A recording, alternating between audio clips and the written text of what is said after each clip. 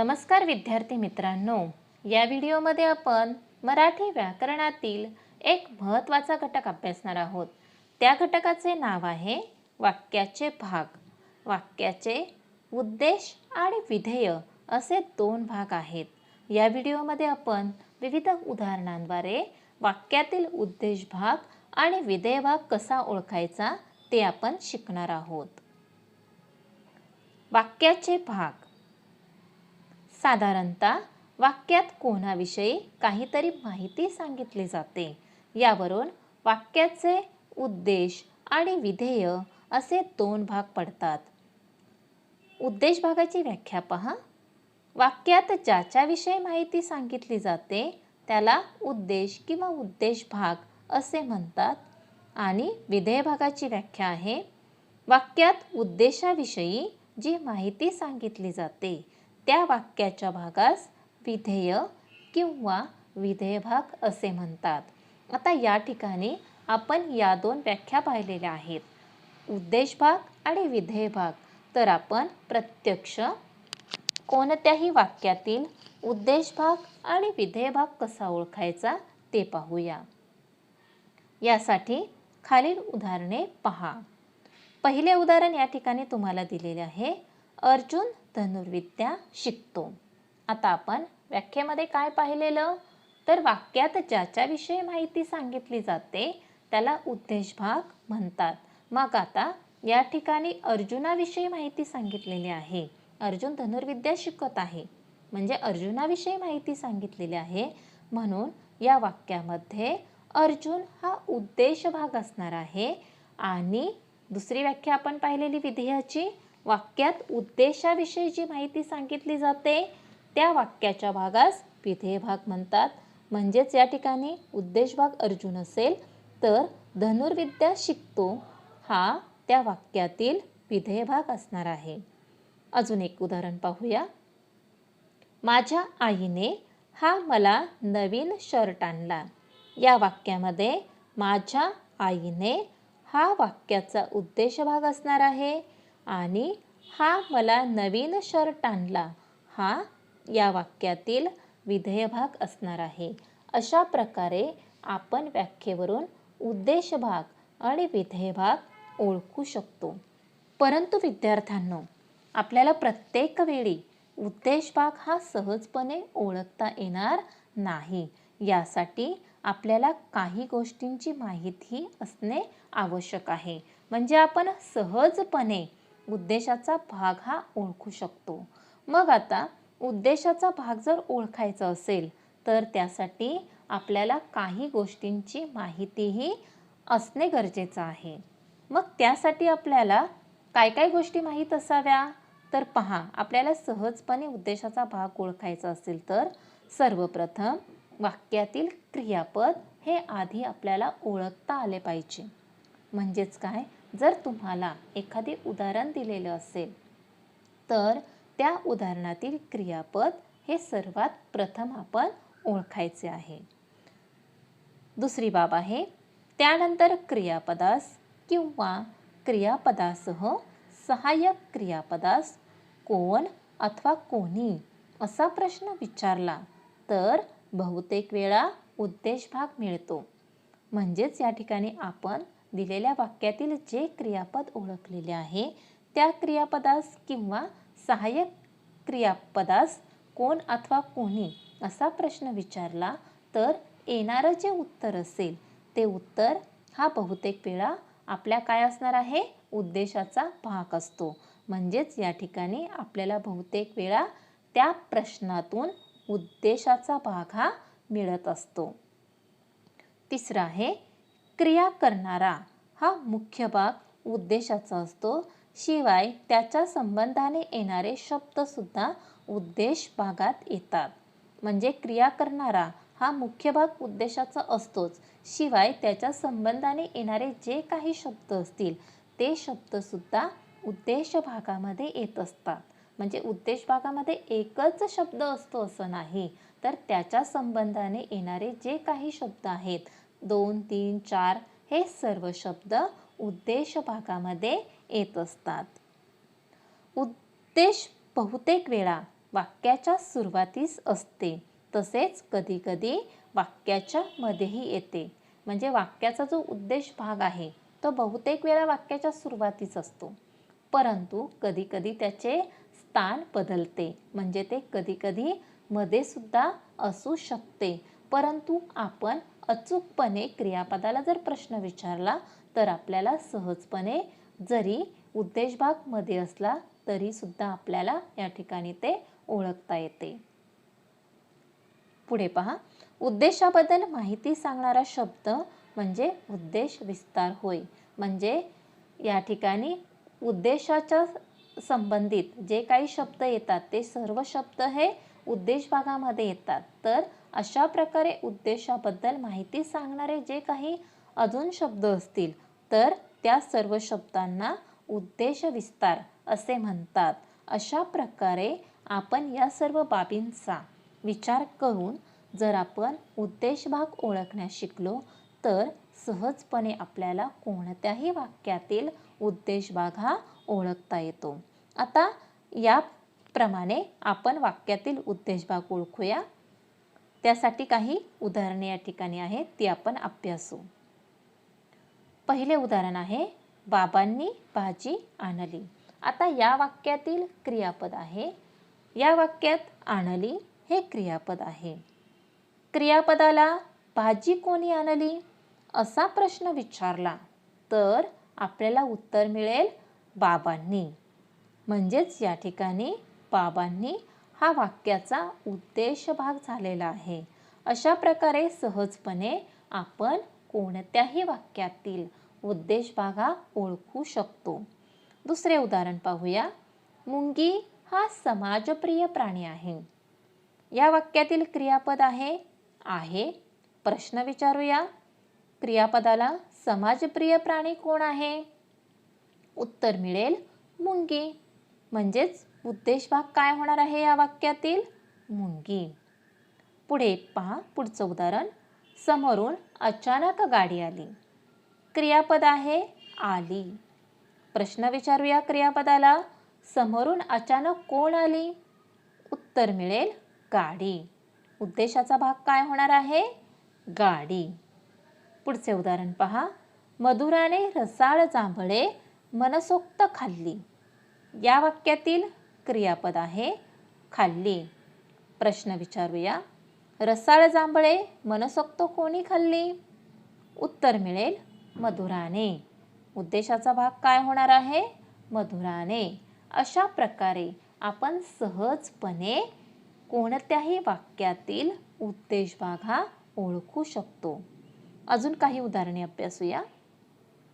जलधारा अंगावर पडताच मयुराने पिसारा फुलवला. या वाक्यातील क्रियापद आहे फुलवला. प्रश्न विचारूया. जलधारा अंगावर पडताच कोणी पिसारा फुलवला? उत्तर मिळेल मयुराने. म्हणजेच उद्देश भाग काय झालेला आहे? तर मयुराने. पुढे उदाहरण पहा. आईने इजार एका कोनाड्यात फेकली. या वाक्यातील क्रियापद आहे फेकली. प्रश्न विचारूया. कोणी इजार कोनाड्यात फेकली? उत्तर मिळेल आईने. उद्देश भाग होणार आहे आईने. पुढील उदाहरण पहा. जयपूरला गुलाबी शहर म्हणून ओळखले जाते. या वाक्यातील क्रियापद आहे जाते. प्रश्न विचारूया. कोणाला गुलाबी शहर म्हणून ओळखले जाते? उत्तर मिळेल जयपूरला. म्हणजेच या वाक्यातील उद्देश भाग काय होणार आहे? जयपूरला. पुढील उदाहरण पहा. कोंबडा आरवला. या वाक्यातील क्रियापद आहे आरवला. प्रश्न विचारूया. कोण आरवला? उत्तर मिळेल कोंबडा. म्हणजेच या वाक्यातील उद्देश भाग होणार आहे कोंबडा. अशा प्रकारे आपण सहजपणे कोणत्याही वाक्यातील उद्देश भाग हा ओळखू शकतो. आता आपण उद्देश विस्तार ओळखण्यास शिकूया. उद्देशाबद्दल माहिती सांगणारा शब्द म्हणजे उद्देश विस्तार होय. यासाठी काही उदाहरणे अभ्यासूया. माझा भाऊ धपकन पडला. या वाक्यातील क्रियापद आहे पडला. प्रश्न विचारूया, कोण पडला? उत्तर मिळेल माझा भाऊ. उद्देश भाग आहे माझा भाऊ. म्हणजे भाऊ हा उद्देशाचा मुख्य भाग आहे आणि उद्देशाबद्दल माहिती सांगणारा शब्द आहे माझा. म्हणजेच या ठिकाणी माझा भाऊ हा या ठिकाणी काय येणार आहे? उद्देश विस्तार येणार आहे. दुसरे उदाहरण पहा. प्रत्येक भारतीय जवान प्राणपणाने लढत होता. क्रियापद आहे लढत होता. प्रश्न विचारूया, कोण प्राणपणाने लढत होता? उत्तर मिळेल प्रत्येक भारतीय जवान. उद्देशाचा भाग होणार आहे प्रत्येक भारतीय जवान. म्हणजे भारतीय जवान हा उद्देशाचा मुख्य भाग आहे आणि या मुख्य भागाविषयी माहिती सांगणारा शब्द कोणता आहे? प्रत्येक. म्हणजे प्रत्येक भारतीय जवान हा या ठिकाणी उद्देश विस्तार होणार आहे. तिसरे उदाहरण पहा. मृदुंगाच्या तालावर झाडावरील पक्ष्यांनी आभाळात जणू फेर धरला होता. क्रियापद आहे धरला होता. प्रश्न विचारूया, मृदुंगाच्या तालावर कोणी जणू फेर धरला होता? उत्तर मिळेल झाडावरील पक्ष्यांनी. मग उद्देशाचा भाग काय होणार आहे? झाडावरील पक्ष्यांनी. चौथे उदाहरण पहा. सर्व मुले भरभर वर्गात गेली. क्रियापद आहे गेली. प्रश्न विचारूया, भरभर वर्गात कोण गेली? उत्तर मिळेल सर्व मुले. उद्देशाचा भाग येणार आहे सर्व मुले. अशा प्रकारे या ठिकाणी उद्देश विस्तार म्हणजे काय हे तुमच्या लक्षात आलेले असेल. आता पुढे आपण उद्देशाचे स्थान म्हणजे काय ते आपण पाहणार आहोत. कधी कधी उद्देश वाक्याच्या मध्येही येऊ शकते. उद्देश वाक्याच्या अधेमध्ये आल्यास वाक्याच्या सुरुवातीला ठेवून पाहावे. वाक्य व्याकरणिकदृष्ट्या बरोबर वाटत असेल तर उत्तर योग्य समजावे. म्हणजेच या ठिकाणी कधी कधी उद्देशाचा जो भाग आहे तो वाक्याच्या सुरुवातीला न येता वाक्याच्या मध्ये, वाक्याच्या शेवटी अशा ठिकाणी येत असतो. मग अशा वेळेस आपण काय करायचे तर क्रियापदाला कोणकोणीने प्रश्न विचारायचा आहे आणि येणारं उत्तर हे आपलं उद्देश भाग असणार आहे. मग अशा वेळेस आलेले जे उत्तर आहे ते उत्तर वाक्याच्या सुरुवातीला आपण ठेवून पाहायचे आहे आणि मग जर आपल्याला व्याकरणिकदृष्ट्या ते वाक्य जर आपल्याला योग्य वाटले तर आपले आलेले उत्तर योग्य आहे असे समजावे. आता यासाठी आपण काही उदाहरणे पाहूया. मंदिरात जाऊन आजीने दिवा लावला. आता या ठिकाणी क्रियापद आहे लावला. आता प्रश्न विचारूया, मंदिरात जाऊन कोणी दिवा लावला? आता या ठिकाणी तुम्हाला लाल रंगामध्ये आजीने हे दिसतंय. म्हणजे हा या वाक्याचा उद्देश भाग आहे. तो मुद्दाम या ठिकाणी लाल रंगाने दर्शवलेला आहे. म्हणजेच वाक्याच्या मध्ये आलेला आहे. आता आपल्याला उत्तर मिळेल आजीने. म्हणजे या ठिकाणी उद्देश भाग काय होणार आहे? आजीने. म्हणजे या ठिकाणी उद्देशाचा भाग हा वाक्याच्या मध्यभागी आला आहे. आता पुढील उदाहरण पाहूया. फार मोठा गायक आहे तो. आता याच्यामध्ये क्रियापद आहे. प्रश्न विचारूया, फार मोठा गायक कोण आहे? उत्तर मिळेल तो. आता या ठिकाणी लाल रंगामध्ये तुम्हाला तो हा जो शब्द आहे तो वाक्याच्या शेवटी दिसतोय. म्हणजेच या ठिकाणी उद्देश भाग असणार आहे तो आणि या ठिकाणी उद्देश भाग हा वाक्याच्या शेवटी आलेला आहे. पुढील उदाहरण पहा. बागेतील फुले खोडकर मुले तोडतात. आता या ठिकाणी क्रियापद आहे तोडतात. प्रश्न विचारूया, बागेतील फुले कोण तोडतात?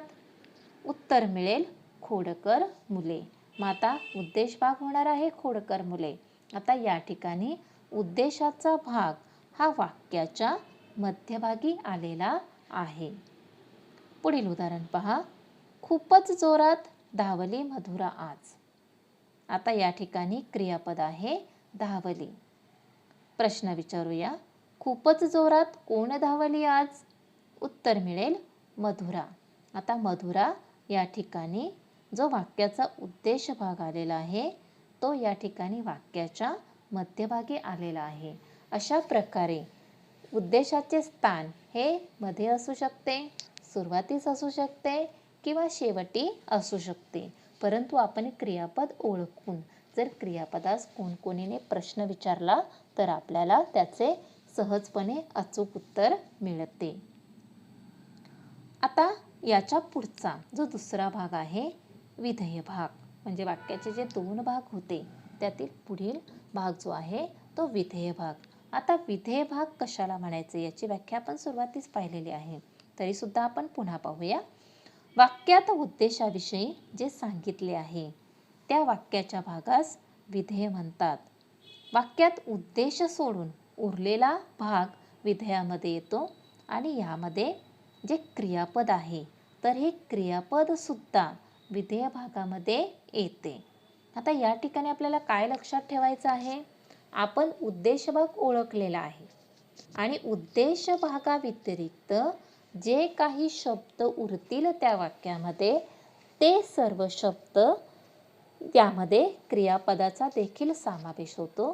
तर असे सर्व शब्द हे विधेय भागामध्ये येत असतात.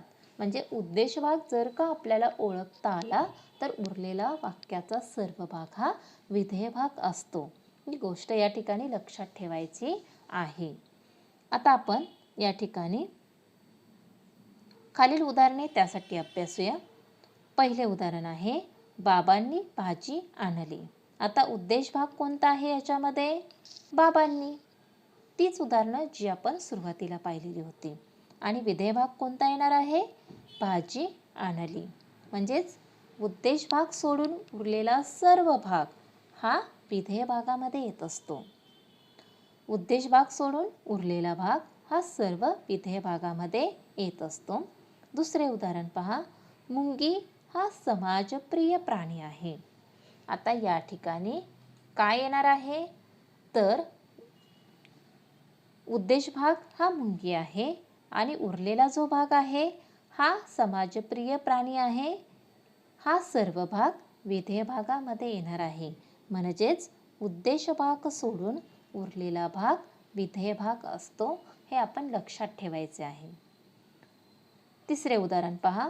समोरून अचानक गाडी आली. आता ह्याच्यामधील उद्देश भाग कोणता होता? गाडी. मग आता उरलेले सगळे शब्द हे कशामध्ये येणार आहेत? तर विधेय भागामध्ये येणार आहेत. मग विधेय भाग कोणता असणार आहे? समोरून अचानक आली. चौथे उदाहरण पहा. मधुराने रसाळ जांभळे मनसोक्त खाल्ली. आता याच्यामध्ये आपण उद्देश भाग पाहिलेला होता मधुराने आणि विधेय भाग कोणता येणार आहे? रसाळ जांभळे मनसोक्त खाल्ली. अशा प्रकारे या ठिकाणी आपल्याला उद्देश भाग आणि विधेय भाग हा सहजपणे ओळखता येऊ शकतो. यासाठी आपण अजून काही उदाहरणे पाहूया. पोपटाने पेरू खाल्ला. उद्देश भाग आहे पोपटाने. मग विधेय भाग काय येणार आहे? पेरू खाल्ला. सहावे उदाहरण आहे. अचानक आलेल्या पावसाने सर्वांची तारांबळ उडाली. आता ह्याच्यामध्ये उद्देश भाग आहे अचानक आलेल्या पावसाने. विधेय भाग होणार आहे सर्वांची तारांबळ उडाली. पुढे आहे मावळ्यांनी शत्रूंच्या सैन्याचा जोरदार प्रतिकार केला. उद्देश भाग आहे मावळ्यांनी आणि मग विधेय भाग कोणता येणार आहे? उरलेला सर्व भाग. म्हणजेच कोणता? शत्रूच्या सैन्यांचा जोरदार प्रतिकार केला. हा वाक्याचा विधेय भाग येणार आहे. पुढचे उदाहरण पहा. उद्या शाळेची वार्षिक तपासणी आहे. उद्देश भाग येणार आहे शाळेची आणि विधेय भाग येणार आहे उद्या वार्षिक तपासणी आहे. 9वे उदाहरण पहा. फार मोठा गायक आहे तो. उद्देश भाग आहे तो. विधेय भाग येणार आहे फार मोठा गायक आहे. 10वे उदाहरण पहा. बागेतील फुले खोडकर मुले तोडतात. उद्देश भाग होता खोडकर मुले आणि विधेय भाग असणार आहे बागेतील फुले तोडतात. अशा प्रकारे आपल्याला या ठिकाणी सहजपणे उद्देश भाग आणि विधेय भाग हा ओळखता येऊ शकतो. आता आपण काही सरावाचे प्रश्न पाहूया. प्रश्न. खालील वाक्यातील उद्देश भाग ओळखा. आता पहिला आहे पत्रकार होते ते दोन. आता काय येणार आहे मला सांगा उद्देश भाग. काय येणार आहे पत्रकार. दुसरं आहे अंबाबाईचे मंदिर कोल्हापूरला आहे. कोणता येणार आहे उद्देश भाग तर अंबाबाईचे. तिसरं आहे आई छान स्वयंपाक करते. उद्देश भाग आहे आई. पुढे आहे बोल का श्याम आज गप्प होता. उद्देश भाग येणार आहे बोल का श्याम. म्हणजे अशा प्रकारे आपल्याला या ठिकाणी वाक्यातील उद्देश भाग हा ओळखता आला पाहिजे. आता आपण पुढे विधेय भाग ओळखण्यास शिकूया. त्याचे काही उदाहरणं पाहूया. खालील वाक्यातील विधेय भाग ओळखा. गव्यांच्या खुरांचा ठसा मोठा असतो. सांगा पाहू काय येणार आहे वाक्यातला विधेय भाग तर खुरांचा ठसा मोठा असतो. आणि याच्यातला उद्देश भाग असणार आहे गव्यांच्या. दुसरे उदाहरण. बंडूची इजार 4 बोटे लांब झाली. काय येणार आहे विधेय भाग 4 बोटे लांब झाली आणि उद्देश भाग असणार आहे बंडूची इजार. तिसरे उदाहरण आहे तुकडोजी महाराजांचे कार्य पुढे अनेक सेवा मंडळांनी चालू ठेवले आहे. विधेय भाग येणार आहे पुढे अनेक सेवा मंडळांनी चालू ठेवले आहे. चौथं उदाहरण आहे सविताला पुरस्काराची बातमी पाहून खूप आनंद झाला. विधेय भाग असणार आहे पुरस्काराची बातमी पाहून खूप आनंद झाला. अशा प्रकारे आपल्याला विधेय भाग हा सहजपणे ओळखता आला पाहिजे. आता याच्या पुढे तुम्हाला वेगळ्या प्रकारचा प्रश्न हा विचारला जातो. म्हणजे एखादं वाक्य दिलेलं असेल तर त्या वाक्यात उद्देश भागात किती शब्द आलेले आहेत ते ओळखण्यास तुम्हास सांगितले जाते. मग आता आपण पाहूया उदाहरण. यासाठी पहिलं उदाहरण पहा. सरिताने सर्व अभ्यास करून आणला.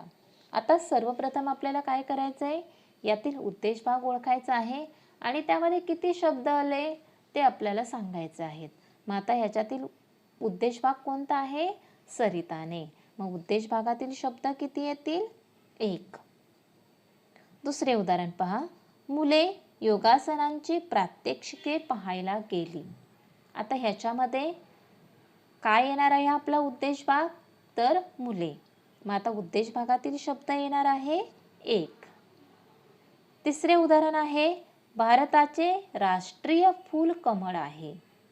मग आता उद्देश भाग कोणता आहे भारताचे आणि मग उद्देश भागातील शब्द असणार आहेत 1. तिसरे उदाहरण पहा. शाळेतील मुले सहलीला गेली आहेत. मग आता या ठिकाणी शाळेतील मुले हा उद्देश भाग आहे. मग आता उद्देश भागातील शब्दांची संख्या किती होणार आहे 2. 5वे उदाहरण पहा. माझी आई सुगरण आहे. उद्देश भाग आहे माझी आई. मग उद्देश भागातील शब्दांची संख्या येणार आहे 2. अशा प्रकारे तुम्हाला प्रश्न विचारले जातात. मग आपल्याला उद्देश भाग ओळखून त्यातील फक्त शब्दांची संख्या मोजायची आहे आणि ती ओळखायची आहे. आता विधेय भागातील शब्दांची संख्या आपण ओळखण्यास शिकूया. सरिताची आई उत्तम आकाशकंदील बनवते. आता याच्यामधला विधेय भाग काय असणार आहे? उत्तम आकाशकंदील बनवते. मग आता विधेय भागातील शब्द असणार आहेत 3, म्हणजे उत्तम, आकाशकंदील आणि बनवते असे एकूण 3 शब्द हे विधेय भागामध्ये आलेले आहेत. दुसरं उदाहरण आहे, बिरबल स्वचातुर्याने सभा जिंकत असे. आता या ठिकाणी उद्देश भागामध्ये आलेले जे शब्द आहेत ते किती आहेत? 4, म्हणजे स्वचातुर्याने सभा जिंकत असे असे 4 शब्द या ठिकाणी विधेय भागामध्ये आहेत. पुढील उदाहरण पहा, तो नेहमी गाडीत पेट्रोल भरत असे. मग आता या ठिकाणी विधेय भागातील शब्द कोणकोणते आहेत? नेहमी गाडीत पेट्रोल भरत असे. एकूण शब्द आहेत 5, म्हणजे विधेय भागातील शब्दांची संख्या झाली 5. पुढील उदाहरण, वैभवीने उत्तम अभिनय केला. उत्तम अभिनय केला हा वाक्यातील विधेय भाग आहे. शब्दांची संख्या होणार आहे 3. आणि पुढील उदाहरण आहे, संध्याकाळी 9 वाजता राजू आकाशाचे निरीक्षण करत होता. आता या ठिकाणी उद्देश भाग जो आहे तो कोणता आहे? राजू. आणि उरलेले सर्व शब्द हे विधेय भागामध्ये येतात. म्हणजे संध्याकाळी 9 वाजता आकाशाचे निरीक्षण करत होता असे 7 शब्द या ठिकाणी विधेय भागामध्ये येणार आहेत.